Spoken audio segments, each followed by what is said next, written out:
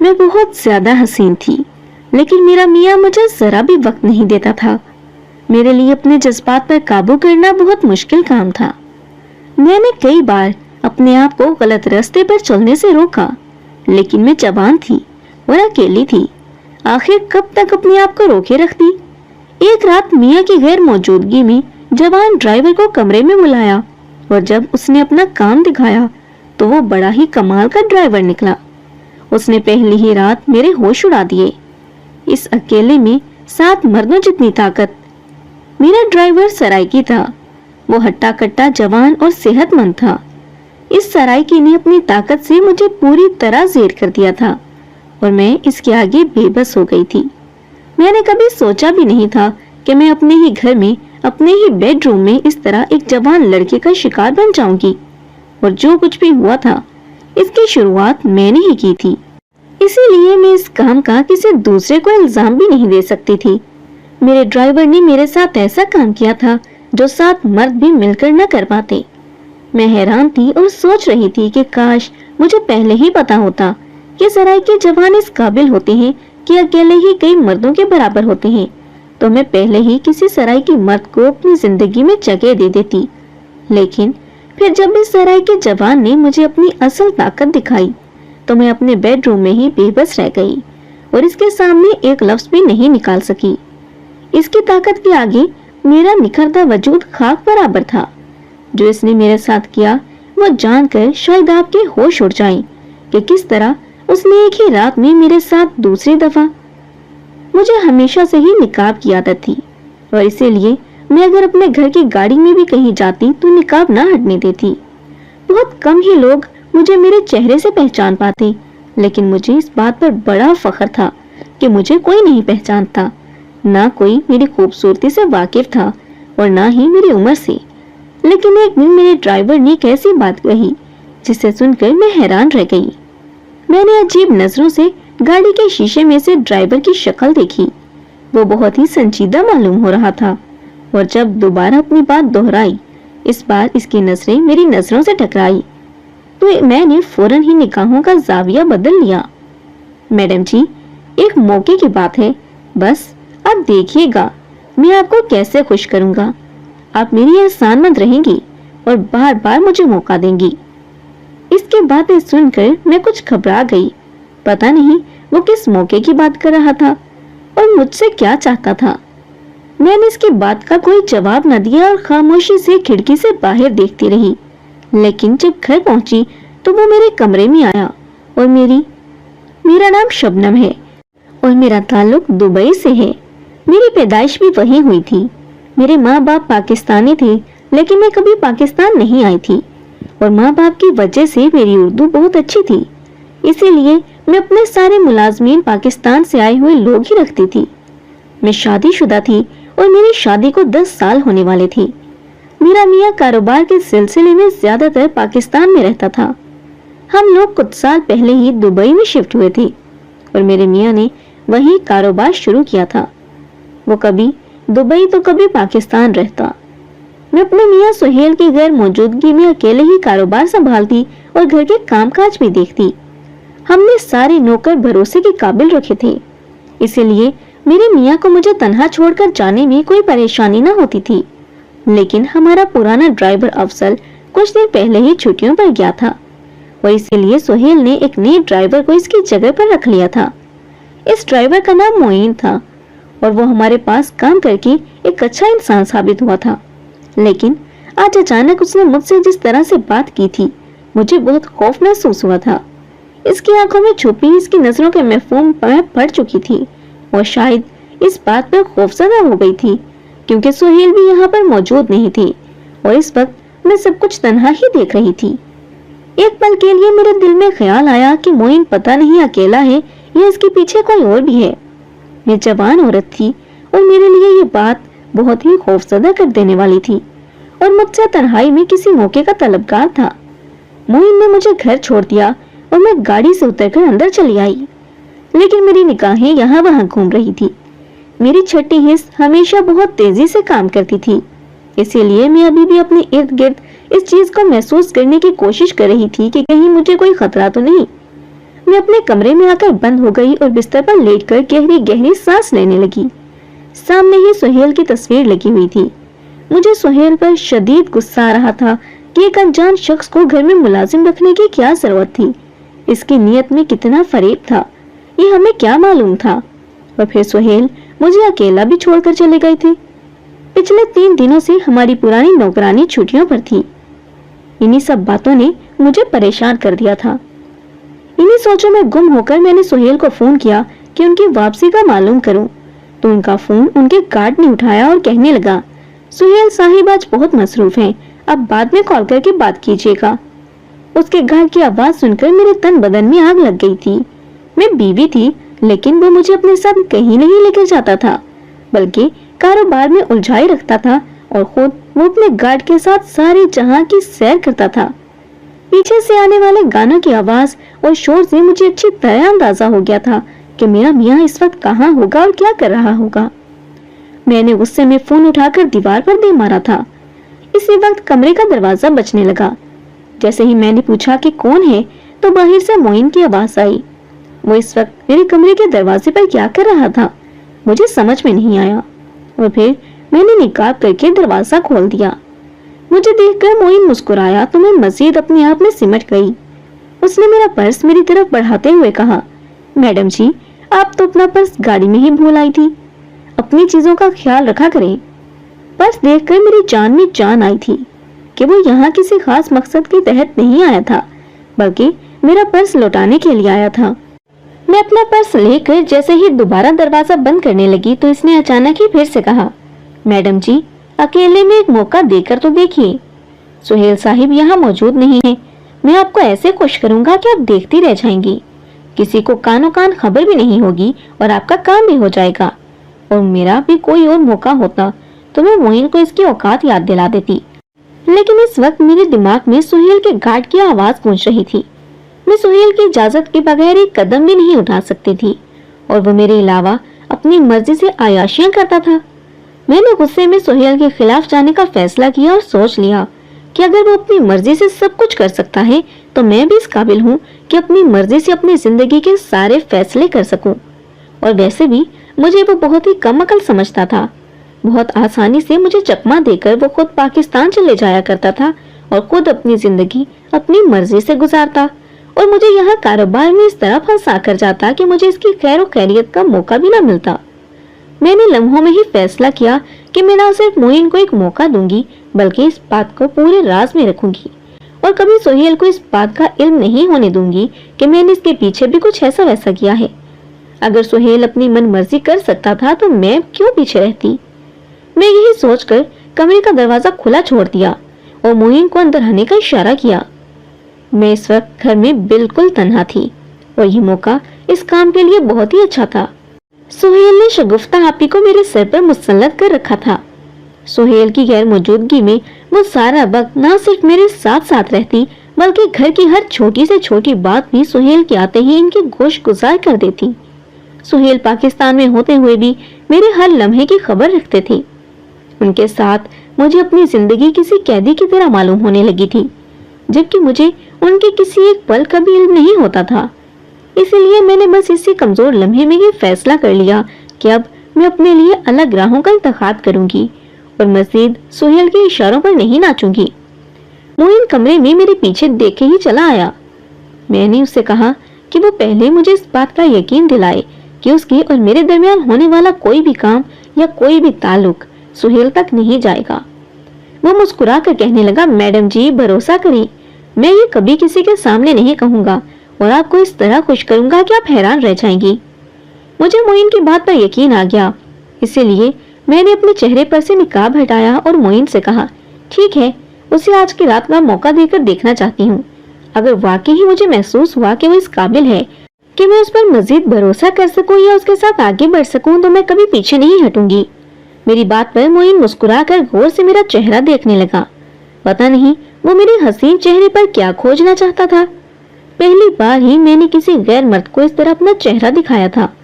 मोइन के अंदाज ने मेरी सारी झिझक खत्म कर दी थी और मैंने सुहेल को भूलकर और बिना इस बात की परवाह किए कि जब सुहेल को पता चलेगा तो क्या होगा, जल्दी से मोइन को एक मौका दिया था मैं कब तक सुहेल की बेरुखी और बेइतनाई को बर्दाश्त करती। मैंने फैसला कर लिया था कि मैं अपनी जिंदगी को आगे अपने हिसाब से गुजारूंगी और अब सुहेल के साथ नहीं रहूंगी। और जैसे ही मैंने मोइन को मौका दिया तो वाकई ही उसने मेरे होश उड़ा दिए। वो अकेला ही 7 मर्दों के बराबर साबित हुआ था और वो रात मेरे लिए बहुत ही हैरानकुन थी। मोइन ने जो कुछ कहा था उसे सच कर दिखाया था। मैं मोइन से बहुत ज्यादा खुश हो गई थी और मुझे यकीन हो गया था कि मोइन ही वो मर्द है जिसके सहारे मुझे जिंदगी में आगे बढ़ना है। सुहेल की खास नौकरानी शगुफ्ता पहली दफा ही छुट्टियों पर गई थी और ये छुट्टियां उन्होंने भी बहुत अचानक कर ली थी और सबसे ज्यादा इन छुट्टियों का फायदा मुझे और मोइन को हुआ था, क्योंकि ना ही कोई हम पर नजर रखने वाला था और ना ही हमें रोकने वाला था। सुहेल को ये बताने के लिए भी कोई मौजूद नहीं था कि मैंने उसके पीछे मोइन को जगह दी है। मोइन ने मुझे जिस तरह एक रात में अकेले ही 7 मर्दों की ताकत मुझे दिखाई थी, इसके बाद तो मैंने खुद ही अगली रात उसे तलब कर लिया था। मोइन ने मुझे वो खुशी दी थी जो मैं बयान भी नहीं कर सकती थी। मैंने नोटों की गड़ियां निकालकर उसके आगे रख दी और वो भी खुश हो गया। मैंने जब उससे वादा किया था कि अगर वो मेरा काम करेगा तो मैं उसे पैसे में नहला दूंगी, लेकिन अगली रात मुझ पर बहुत भारी गुजरी, क्योंकि मोइन ने इस रात को मेरे साथ वो किया जिसका मैं तसव्वुर भी नहीं कर सकती थी। वो कितना ताकतवर था इस बात का अंदाजा मुझे दूसरी रात हुआ था। पहली रात तो शायद वो किसी वजह से वो ना कर सका जो उसने दूसरी रात किया था। मैं उसके आगे बेबस थी, लेकिन उसे मुझ पर रहम नहीं आया। उसने मेरा वो हशर किया कि मैं पानी मांगने के लायक नहीं रही थी। मोइन वो कर गुजरा जो मेरे वहमो गुमान में भी नहीं था। वो रात मुझ पर किसी क़यामत की तरह गुजरी और मेरे दिल में ख्याल आया कि काश सुहेल मेरे आसपास होता तो मुझे मोइन से बचा लेता, क्योंकि मोइन तो दरिंदगी की हद पर उतर आया था। और ये जानकर आपके भी रोंगटे खड़े हो जाएंगे कि मोइन ने सुहेल की गैर मौजूदगी का फायदा उठाकर उस रात मेरे साथ क्या किया था। उसने तो मुझे जिंदा रहने के काबिल ही नहीं छोड़ा था। जब मोइन ने अपना मकसद हासिल कर लिया तो फिर आहिस्ता आहिस्ता मुझे बताना शुरू किया कि उसने मेरे साथ इतना कुछ कैसे किया, कैसे उसने एक ही रात में 7 आदमियों जितनी ताकत मुझे दिखा दी और मोइन के सच ने मेरी जान निकाल दी। वो अचानक ही मेरा ड्राइवर बनकर मेरी जिंदगी में नहीं आया था, बल्कि उसकी नजर तो मुझ पर पहले से थी। मैं तो ये समझती थी कि कोई मुझे नहीं पहचानता है। ये मेरी गलतफहमी थी। मोइन पहले से मेरे हसीन चेहरे से आशना हो चुका था और हमारे घर नौकरी भी वो इसी घर से करने के लिए आया था, क्योंकि इसकी नजर मुझ पर थी और इसे मेरे करीब आना था। वो मुझसे करीबी ताल्लुक चाहता था ताकि अपना मकसद हासिल कर सके। जिस दिन उसने देखा कि ना ही सुहेल मौजूद है और ना ही शगुफ्ता आपी, उसने उस दिन मौके का भरपूर फायदा उठाया और जानबूझकर मुझसे ऐसी बात कही कि मैं उसे मौका दे दूं। मैं भी इस वक्त बहुत गुस्से में थी और सुहेल के लाख समझाने और मना करने के बावजूद भी मैंने एक अनजान मर्द पर भरोसा कर लिया था। सुहेल कहने लगा कि उसने बहुत पहले मेरी तस्वीर देखी थी और फिर एक दिन अचानक ही उसे मैं नजर आ गई। हुआ कुछ यूं था कि कुछ महीने पहले मेरी तबीयत कुछ नासाज थी और मैं अपने कारोबार के सिलसिले में कहीं जा रही थी कि रास्ते में ही अचानक बेहोश हो गई। मेरे पुराने ड्राइवर ने जब देखा कि मैं गाड़ी में बेहोश हो गई हूँ तो फौरन मुझे करीबी अस्पताल ले गया। जैसे ही उसने मुझे गाड़ी से उतारकर बेड पर लेटाना चाहा, मेरे चेहरे से निकाब हट गया और उसने मेरा चेहरा देख लिया। वो मोइन का दोस्त था और उसने मोइन को फौरन ही मेरे बारे में इत्तला कर दी। मोइन ने मेरी तस्वीर अपने दोस्त को दिखा रखी थी कि इसे मेरी तलाश है। बस वही एक पल मेरी जिंदगी में ग्रहण साबित हुआ था। जब मोइन को ये पता चला कि मैं कहाँ रहती हूँ, वो मुझ तक कैसे पहुँच सकता है। इसने जानबूझकर एक मंसूबा बनाया और अपने दोस्त को नौकरी से निकालकर खुद इसकी जगह आ गया। मोइन को मेरे मियाँ सुहेल से मिलवाने वाला वही ड्राइवर था जो हमारे पास से नौकरी छोड़कर गया था। वो मोइन का गहरा दोस्त था और साथी था और ये सब इसने मोइन के कहने पर किया था। मोइन हमारे घर का हिस्सा बन गया, बल्कि आहिस्ता आहिस्ता उसने हमारे बारे में सारी मालूमात हासिल कर ली और सही मौका देखकर इसने मुझसे जब एक मौका मांगा तो मैं घबरा गई और समझ नहीं आया कि अचानक ही वो मुझसे मौका क्यों मांग रहा है। पहले तो मुझे खौफ महसूस हुआ क्योंकि हमारा बहुत बड़ा कारोबार था, सुहेल के पास बहुत पैसा था और मेरी ये गलती सब कुछ खत्म कर सकती थी। लेकिन जैसे ही मुझे सुहेल की बेरुखी का एहसास हुआ, मैंने अगले ही लम्हे फैसला कर लिया कि मैं अब अपनी जिंदगी आगे बढ़ने की कोशिश करूंगी और शायद यही मेरी सबसे बड़ी गलती थी। اور میرا سب سے بڑا غلط فیصلہ تھا۔ سہیل اور میری شادی کو 3 سال ہونے والے تھے، لیکن نہ ہی ہماری اولاد تھی اور نہ ہی سہیل کو اولاد کی خواہش۔ میں ماں بن سکتی تھی، لیکن سہیل نے کبھی مجھے ماں بننے ہی نہیں دیا تھا۔ میں کبھی امید سے ہوتی تو وہ میرا بچہ ضائع کروا دیتا۔ اس بات نے مجھے پہلے ہی دکھی کیا ہوا تھا۔ سہیل جوان اور خوبصورت تھا، پیسے والا تھا، لڑکیاں تتلیوں کی طرح اس کے آگے پیچھے منڈلاتی تھی، اور سہیل بہت ہی دل پھینک تھا۔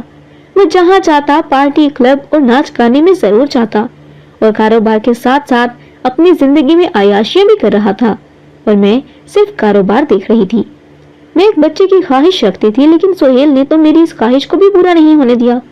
اسی آگ میں جل کر میں نے سوچ لیا تھا کہ میں اپنا کاروبار علیحدہ کر لوں گی اور اپنی زندگی میں سہیل کو چھوڑ کر آگے بڑھ جاؤں گی، اور اسی لیے میں نے معین پر بھروسہ کر لیا تھا۔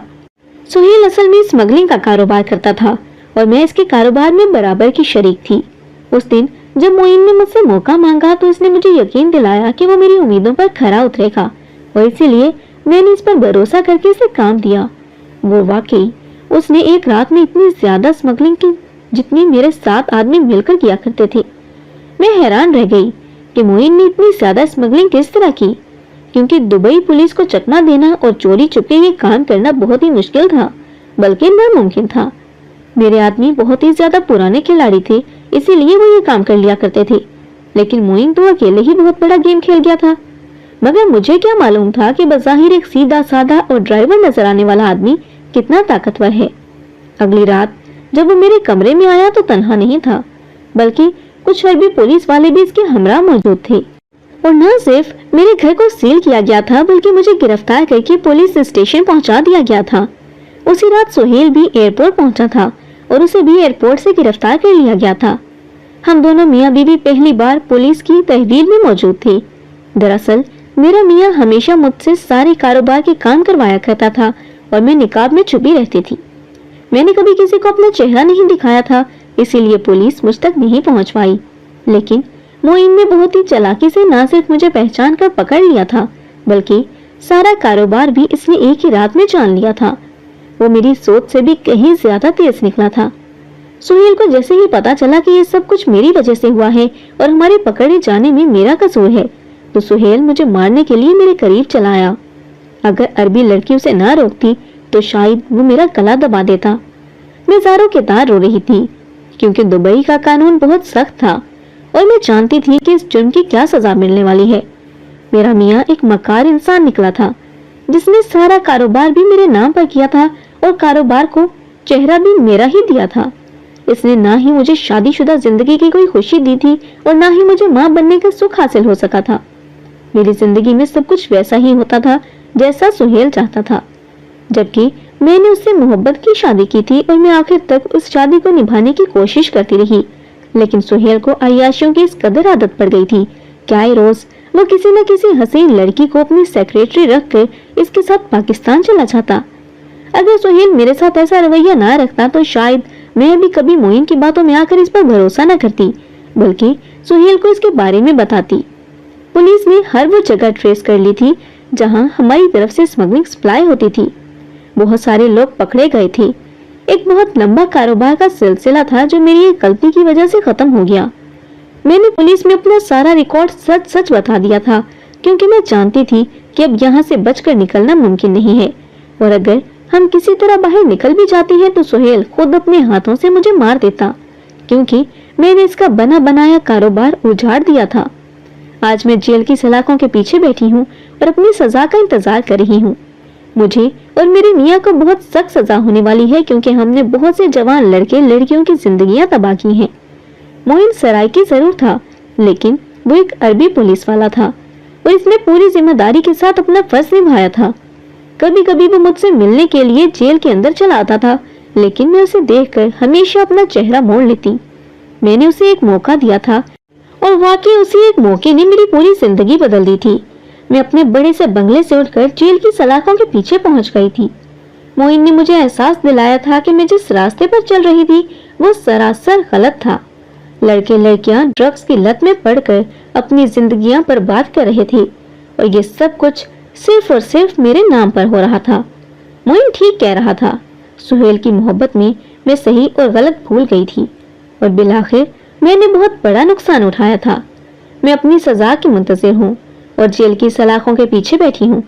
آپ لوگ دعا کیجیے گا کہ خدا میرے گناہوں کو معاف کر دے اور میرا ضمیر مطمئن ہو جائے، کیونکہ جب سے معین نے میرے ضمیر کو جگایا ہے میرے لیے ایک ایک پل گزارنا مشکل ہو گیا ہے۔